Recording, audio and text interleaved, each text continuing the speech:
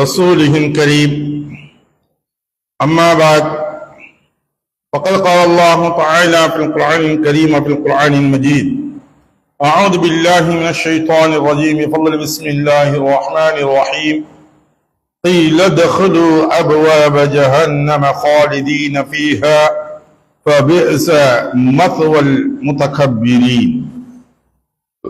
صدق الله العظيم. அருமைக்குரிய சகோதரர்களே, பெரியோர்களே, தாய்மார்களே, இன்று நாம் பார்க்கக்கூடிய தலைப்பு பணிவோம் பெருமை கொள்ள மாட்டோம் எனக்கூடிய தலைப்பின் மேல் தான் பார்க்க இருக்கின்றோம்.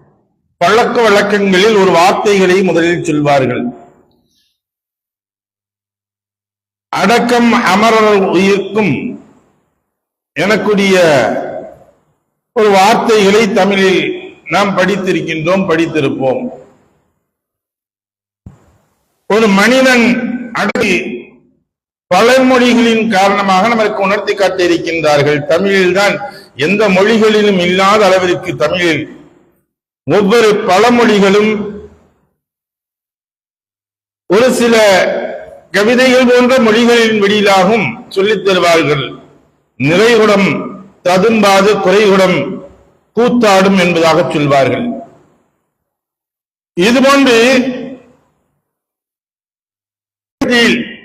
அவனுக்கு கல்வி அறிவுகள் பெருகுகின்றதோ அல்லது பொருளாதாரம் பெருகுகின்றதோ, ஒருவனுக்கு பதவிகள் பெருகுகின்றதோ, இப்பொழுது இவனுக்கு பணிவுகள் என்பது வர வேண்டும். ஒரு ஊருக்கு அல்லது ஒரு மஹல்லாவிற்கு ஒரு பொறுப்புதாரியாக ஒருவன் மாறுகின்றான் என்றால் அப்பொழுது அவருக்கு நாம் பெரியாள் அப்படிங்கக்கூடிய அந்த பெருமை என்பது வந்துவிடக்கூடாது. மன் தக்கப்பர வலாஹுல்லா வமன் தவாலா ரஃபாஹுல்லா என்பதாக அரபியில் ஒரு வார்த்தைகள் சொல்வார்கள். எவன் பெருமை அடிக்கின்றானோ, மன் தக்கப்பர, எவன் ஒருவன் பெருமை அடிக்கின்றானோ, வலாஹுல்லா, அவனை அல்லாஹ் தாழ்த்தி விடுவான், கேவலப்படுத்திடுவான். வமன் தவாலா, எவன் ஒருவன் பணிவாக இருக்கின்றானோ, பணிவை ஏற்படுத்துகின்றானோ, பணிவுடன் நடக்கின்றானோ, ரஃபாஹுல்லா, அவனை அல்லாஹ் தஆலா மென்மேலும் உயர்த்திக் கொண்டே செல்வான். எப்படி? இப்ப நமக்கு பல்வேறு உதாரணங்களை நபிமார்களில் இருந்தும் இன்னும் பெருமை எடுத்தவர்கள் என்றும் நாம் பார்க்க முடியும். ஒண்ணு, ஃபிரௌனுடைய விஷயம். அனரப்புக்கும் லாயிலா, நான் தான் ரப்பு என்பதாக பெருமை அடித்தான். அவனுடைய நிலைமை எப்படி மாறியது? நைல் நதியில் அல்லாஹ் தஆலா மூழ்கடிக்க செய்தான். சரி, செங்கடலில் அல்லாஹ் தஆலா அவனை மூழ்கடிக்க செய்தான். அதே சமயத்தில் அல்லாஹ் நபியாக அனுப்பின நபி மூசா அலைஹிஸ்ஸலாம் அவர்கள் பணிவுடன் நடந்தார்கள். அல்லாஹ் தஆலா அதே நதியில் இருந்து அவர்களை காப்பாற்றினான். அதே போல ஃபிரௌன், உத்பா, ஷைபா, இது போன்ற நபர்கள் எல்லாம் பெருமை அடித்ததின் காரணமாக அவர்கள் தாழ்வை அடைந்தார்கள். அல்லாஹ் தஆலா அவர்களுக்கு இழிவை கொடுத்தான். ரசூலுல்லாஹி ஸல்லல்லாஹு அலைஹி வஸல்லம் காலத்துல ஒரு மனிதர் வந்து அங்க பெருமை அடித்து சொன்னார். எந்த அளவுக்கு பெருமை அடித்தால் நான் தான் எல்லாம் அப்படிங்கிற சமயத்துல சொல்லியிருந்தாங்க.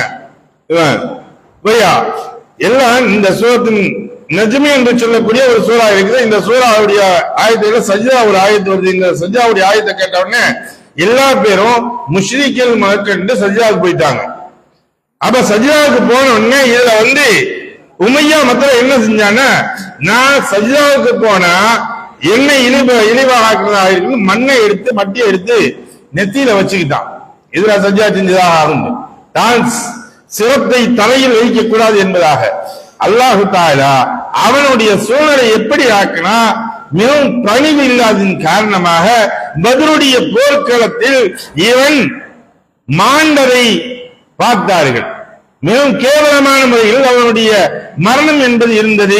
எல்லா நாடுகளையும் விட நான் தான் என்பதாக ஹிட்லர் அந்த அளவிற்கு சொல்லிக் கொண்டு எல்லாத்தையும் அதிகாரம் பண்ணிக்கிட்டு இருந்த ஹிட்லர் அவனுடைய நிலைமை எப்படி ஆச்சு? கடைசியில தற்கொலை செய்து கொண்டுதான் அவன் இறக்கக்கூடிய சூழ்நிலையில் ஆச்சு. அப்ப அவர்கள் அந்த பெருமையின் காரணமாக இருக்குதான் அப்படின்னு நினைச்சா அப்படின்னா அவனுக்கு அழிவுதான் ஏற்படும்.